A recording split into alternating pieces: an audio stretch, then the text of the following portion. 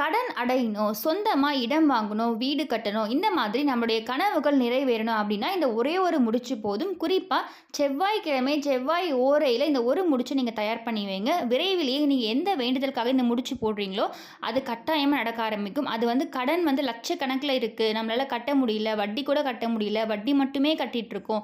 இந்த கடன்லேருந்து எப்படியாச்சும் வெளியே வந்தா போதும். நமக்கு இப்ப வருமானம் இல்லாம இருக்கலாம், அதற்கான வாய்ப்புகள் இல்லாம இருக்கலாம். ஆனா இந்த வழிபாடு செஞ்சு முடிச்சதுக்கு அப்புறமா கட்டாயமா அந்த கடனை அடைக்கிறதுக்கான வாய்ப்புகள் உங்களை தேடி வரும்.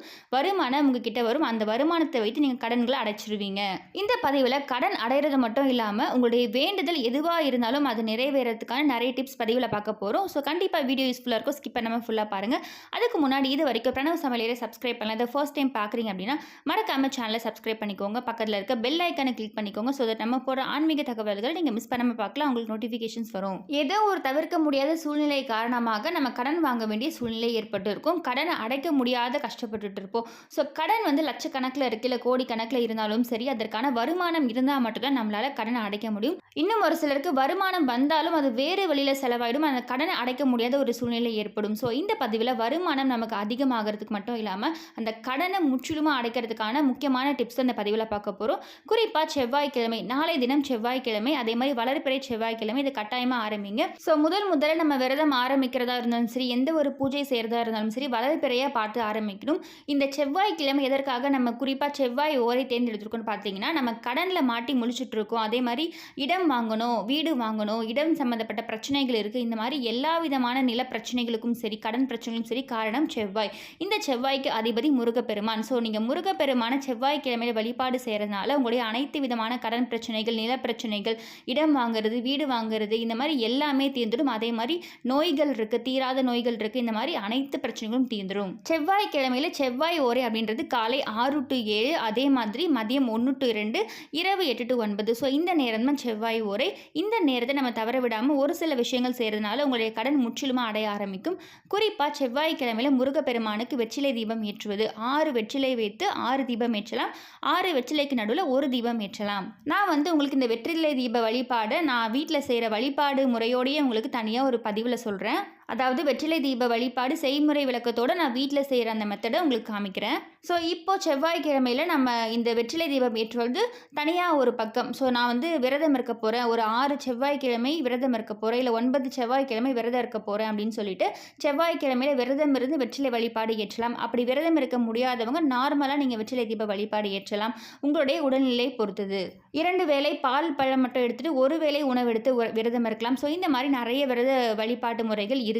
ஸோ இந்த மாதிரி நம்ம வழிபாடு ஒரு பக்கம் செய்திருந்தாலும் சரி, இந்த வழிபாடு செய்ய முடியல, வெற்றிலை தீபம் ஏற்ற முடியாதவங்களும் சரி, இந்த ஒரு முடிச்சை நீங்கள் தயார் பண்ணி வைக்கலாம். அதே மாதிரி நம்ம வெற்றிலை தீப வழிபாடு ஏற்றலைனாலும் முருகப்பெருமான் படம் வீட்டில் இருக்கும் பார்த்தீங்களா, அப்படி சிலை இருந்துச்சுன்னா நீங்கள் சிலைக்கு அபிஷேகம் செய்வது, அதே மாதிரி வழிபாடுகள் செய்கிறது எல்லாமே தனியாக ஒரு பக்கம் நீங்கள் செஞ்சுட்டு, படம் இருக்கும், நிறைய பேர்கிட்ட சிலை இருக்காது, படம் இருக்கும். அந்த படத்தை நம்ம நல்லா பன்னீர் எடுத்துக்கோங்க, பன்னீரில் கொஞ்சமாக தொட்டு நம்ம தொடச்சி எடுத்துக்கோங்க. நம்ம என்ன சிலை இருந்துச்சுன்னா அபிஷேகம் செய்வோம், படத்துக்கு நம்ம அபிஷேகம் செய்ய முடியாது. அதனால் பன்னீரால் நம்ம படத்தை நல்லா சுத்தமாக தொடச்சி எடுத்துட்டதுக்கு அப்புறமா சந்தனம், மஞ்சள், குங்குமம் போட்டு இது எல்லாமே வைப்போம் பார்த்தீங்களா, இந்த குங்குமம் போட்டு வச்சு அலங்காரம் பண்ணிக்கலாம். முருகனுக்கு பிடித்த செவ்வரளி பூக்கள், அதே மாதிரி சிகப்பு நிற மலர்கள் எது வேணால் நீங்கள் அலங்காரம் பண்ணலாம். செம்பருத்தி அலங்காரம் பண்ணலாம். அதே மாதிரி மல்லிகை மலர், வாசனை மிகுந்த மலர்களால் அலங்காரம் பண்ணலாம். ஸோ இந்த அலங்காரம் எல்லாம் பண்ணி முடிச்சதுக்கப்புறமா முருகப்பெருமானுக்கு 2 தீபம் நீங்கள் ஏற்றலாம். 2 மண்ணகல் விளக்கு வைத்து ஏற்றலாம். இதை நீங்கள் தினந்தோறும் ஏற்றலாம், தவறு கிடையாது. குறிப்பாக செவ்வாய்க்கிழமையில் வெற்றிலை தீபம் ஏற்ற முடியாதவங்க கூட 2 தீபம் முருகப்பெருமானை ஏற்றிட்டு அதுக்கப்புறம் இந்த முடிச்சை தயார் பண்ணலாம். வெற்றிலை தீபம் ஏற்ற பழக்கம் இருக்குது, இல்லை புதுசாக ஸ்டார்ட் பண்ண போகிறோம் அப்படின்றவங்க நம்ம ஷட்கோண கோலம், ஸ்டார் கோலம் போடுவோம். ஸ்டார் கோலம் போட்டுட்டு அதில் 6 வெற்றிலை வைத்துட்டு 6 தீபம் இல்லை ஒரு தீபம், இந்த தீபம் ஏற்றி முடிச்சதுக்கப்புறமா இந்த முடிச்சை தயார் பண்ணலாம். ஸோ வெற்றிலை தீபம் ஏற்ற முடியாதவங்க ஜஸ்ட் நீங்கள் 2 மண்ணகல் விளக்கு எடுத்துக்கோங்க. அந்த மண்ணகல் விளக்கே போதுமானது. ஸோ அந்த தீபம் ஏற்றிட்டு இந்த முடிச்சை தயார் பண்ணலாம். இதை செவ்வாய் ஓரையில் தான் நீங்கள் செய்யணும். அதாவது காலை 6 to 7 செய்யுங்க. அப்படி இல்லைனா மதிய நேரம், அப்படி இல்லைனா இரவு நேரத்தில் செய்யுங்க. முடிஞ்ச வரையும் காலை 6 to 7 அந்த செவ்வாய் ஓரையிலேயே செய்ய முயற்சி பண்ணி பாருங்கள். அப்படி பண்ண முடியலன்றவங்க அடுத்தடுத்த அந்த செவ்வாய் ஓரை டைமை நீங்கள் பயன்படுத்திக்கலாம். ஸோ நம்ம முருகப்பெருமான் முன்னாடி இப்போ 2 அகல் விளக்கு ஏற்றி வழிபாடு செஞ்சு தொடங்க ஆரம்பிச்சிருப்போம். ஸோ நெய்வேத்தியமாக என்ன வைக்கிறதுன்ற ஒரு சந்தேகம் இருக்கும். ஸோ அனைவராலும் நம்ம வீட்டில் நெய்வேத்தியம் நம்மளால் செஞ்சு வைக்க முடியல அப்படின்னாலும் கொஞ்சமாக கற்கண்டு வைக்கலாம், ஒரு செவ்வாழை பழம் வைக்கலாம். ஏதாச்சும் பழம் வாங்கியிருக்கீங்கன்னா அந்த பழமாக நெய்வேத்தியமாக நீங்கள் வைக்கலாம், தவறு கிடையாது. அதே மாதிரி இந்த செவ்வாய்க்கிழமையில முடிஞ்ச வரைக்கும் நீங்கள் கந்த சஷ்டி கவசம், கந்த குரு கவசம், ஸோ திருப்புகழ் இந்த மாதிரி முருகப்பெருமானுக்கு சம்மந்தப்பட்ட எதை வேணால் நீங்கள் படிக்கலாம், பாராயணம் பண்ணலாம். அப்படி இல்லைனா ஓம் சரவண பவ அப்படின்ற ஒரு மந்திரத்தை நீங்கள் இந்த நாள் முழுவதும் சொல்லலாம். இந்த எளிய 6 எழுத்து மந்திரம் சரவண பவ, ஓம் சரவண பவ, இந்த மந்திரம் உங்களுடைய வேண்டுதலை கட்டாயமாக நிறைவேற்றும். ஸோ நம்ம நிறைய மந்திரங்கள் நிறைய இது படிக்க முடியலனாலும் சரி, இந்த ஒரு வரி மந்திரம் போதும். இந்த மந்திரத்தை நீங்கள் சொல்லிகிட்டே இருங்க. ஸோ நம்ம பூஜை அறையில் விளக்கேற்றினதுக்கு அப்புறமா தீப தூப கற்பூர ஆரத்தி எல்லாமே காமிச்சு முடிச்சதுக்கப்புறம் இந்த மந்திரத்தை உங்களால் எத்தனை தடவை சொல்ல முடியுமோ அத்தனை தடவை சொல்லி முடிச்சுட்டு பூஜை நிறைவு செஞ்சுக்கலாம். ஸோ இந்த பூஜை முடிச்சதுக்கு அப்புறமா இந்த முடிச்சை தயார் பண்ணி வச்சுக்கோங்க. இதற்கு ஒரு சிகப்பு கலர் துணி, ரெட் கலர் துணி வேணும். அதை வந்து சின்னதாக சைஸில் எடுத்துக்கோங்க. அதை அலசி காய வச்சுக்கோங்க.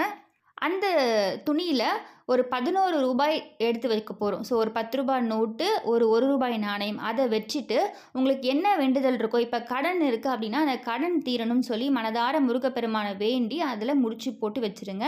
அதே மாதிரி இப்போ உங்களுக்கு வந்து இடம் வாங்கணும், இல்லை வீடு கட்டணும், இல்லை இடம் சம்மந்தப்பட்ட நிலம் சம்மந்தப்பட்ட பிரச்சனைகள் இருக்குது, அது தீரணும்னா அதை வேண்டிக்கோங்க.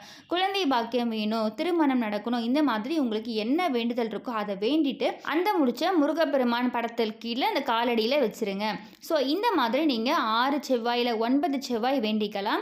ஸோ முருகப்பெருமானுடைய ஒரே ஒரு எளிய மந்திரம், அந்த மந்திரமே உங்களுக்கு நிறைய பவர் கொடுக்கும். அந்த நாள் முழுவதுமே பார்த்தீங்கன்னா உங்களுக்கு நல்ல ஒரு எனர்ஜியை கொடுக்கும். ஸோ ரொம்ப சக்தி வாய்ந்த மந்திரம். அதற்கு கூட நம்ம கடன் தீரணும்னு சொல்லி வேண்டி செய்யக்கூடிய இந்த விஷயம் இன்னும் உங்களுக்கு பலன் அதிகமாக கொடுக்கும். ஸோ இந்த மாதிரி ஒவ்வொரு செவ்வாய்க்கிழமையும் செஞ்சுட்டே வாங்க. இப்போ நீங்கள் ஒரு 6 வாரம் தொடர்ந்து செய்கிறீங்க, 9 வாரம் தொடர்ந்து செய்கிறீங்க அப்படின்னா இந்த 9 வாரம் முடிஞ்சதுக்கு அப்புறமா நம்ம 9 முடிச்சு முருகப்பெருமான் படத்துக்கிட்ட வச்சுருப்போம். அந்த 9 முடிச்சும் எடுத்துகிட்டு போயிட்டு 9 வாரம் முடிஞ்சதுக்கப்புறம் நீங்கள் அதை அப்படியே கோவில் உண்டியலில் செலுத்திடுங்க. உங்கள் வீட்டுக்கிட்ட இருக்கக்கூடிய நியர்பை கோவிலில் எங்கே வேணால் நீங்கள் செலுத்தலாம். முருகப்பெருமானுடைய கோவிலாக பார்த்து அங்கே அந்த உண்டியலில் செலுத்திடுங்க. அதே மாதிரி ஒவ்வொரு வாரமும் முடிஞ்சால் செவ்வாய்க்கிழமையில் உங்கள் வீட்டுக்கிட்ட இருக்கக்கூடிய முருகப்பெருமான் கோவிலுக்கு போயிட்டு யாருக்கு கடன் இருக்கோ அவங்களுடைய பெயரில் அர்ச்சனை செய்யணும். ஸோ இப்போ நீங்கள் உங்களுக்கு கடன் இருக்குன்னா உங்களுடைய பெயரில் அர்ச்சனை செய்துக்கலாம். இப்போ நம்ம வீட்டில் வந்து யாருக்காச்சும் கடன் இருக்குது, கணவருக்கு கடன் இருக்குது, இல்லைனா உங்களுடைய பேரண்ட்ஸ்க்கு கடன் இருக்குது, இல்லை உங்களுடைய மகனுக்கு கடன் இருக்குது அப்படின்னா அவங்களுக்காக நீங்கள் செய்கிறீங்க அப்படின்ற பட்சத்தில் அவங்களுடைய பெயரில் நீங்கள் அர்ச்சனை செஞ்சுட்டு வாங்க. இந்த 9 வாரமும் முடிஞ்சவங்க 9 வாரமும் ஒவ்வொரு செவ்வாய்க்கிழமையும் போய் இதே மாதிரி அர்ச்சனை செய்யலாம். அப்படி ஒவ்வொரு வாரமும் போக முடியலன்றவங்க வீட்லேயே நீங்கள் எளிமையாக பூஜையை செய்து முடிச்சுட்டு இந்த முடிச்சை தயார் பண்ணி வச்சுட்டு லாஸ்ட்டாக 9 வாரம் முடிஞ்சதுக்கப்புறம் கோவிலுக்கு போகிறீங்க பார்த்தீங்களா, அந்த 9வது வாரமே போகலாம், இல்லை அடுத்த வாரம் 10வது வாரம் போகலாம். ஸோ அந்த வாரத்தில் போயிட்டு ஒரு அர்ச்சனை செஞ்சுட்டு வாங்க. இது வந்து யாருக்கு கடன் இருக்கோ அவங்களுடைய பேரில் நம்ம அர்ச்சனை செய்யும் பொழுது விரைவிலேயே அந்த கடன் தீர ஆரம்பிக்கும். ஸோ வாய்ப்பு இருந்ததுன்னா ஒவ்வொரு செவ்வாய்க்கிழமையும் வீட்டில் பூஜை முடிச்சதுக்கப்புறமா நீங்கள் அர்ச்சனை செஞ்சுட்டு வாங்க. இந்த 9 வாரம் முடிகிறதுக்குள்ளேயே உங்களுக்கு மிகப்பெரிய அளவில் மாற்றம் தெரிய ஆரம்பிக்கும். கடன் வந்து அடைக்கிறதுக்கு இப்போ நம்மக்கிட்ட அதற்கான போதிய வருமானம் இல்லை, அந்த பணம் இல்லாமல் இருக்கலாம். ஆனால் அதற்கான வழியை முருகப்பெருமான் கட்டாயமாக உருவாக்கி தருவார். முழு நம்பிக்கையோடு செஞ்சுட்டு வாங்க. இந்த 11 ரூபாய் ஏன் முடிச்சு நம்ம தயார் பண்ணி வைக்கிறோன்னா நம்ம ஒரு காணிக்கை செலுத்துகிற மாதிரி. ஸோ நீங்கள் அதை செலுத்தும் பொழுது உங்களுடைய என்ன வேண்டுதல் இருக்கோ அதை நிறைவேறிச்சுன்ற ஒரு நம்பிக்கையோடு முழு சந்தோஷத்தோடு அதை வந்து கோவில் உண்டியில் நீங்கள் செலுத்திடுவாங்க. விரைவிலேயே அது கட்டாயமாக நடக்கும். ஒரு சிலருக்கு இதை செஞ்சிட்ருக்க ஒரு சில வாரங்களே மாற்றம் தெரிய ஆரம்பிக்கும். ஒரு சிலருக்கு 9 வாரம் முடிச்சதுக்கு அப்புறமா உங்களுக்கு மாற்றம் தெரிய ஆரம்பிக்கும். ஸோ இது ஒவ்வொருவருடைய கர்ம வினையை பொறுத்தது.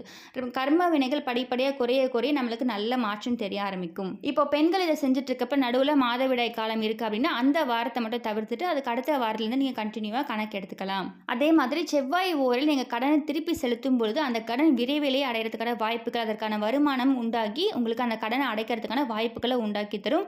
ஸோ செவ்வாய் ஓரில் இதையும் நீங்கள் கட்டாயமாக ட்ரை பண்ணி பாருங்கள்.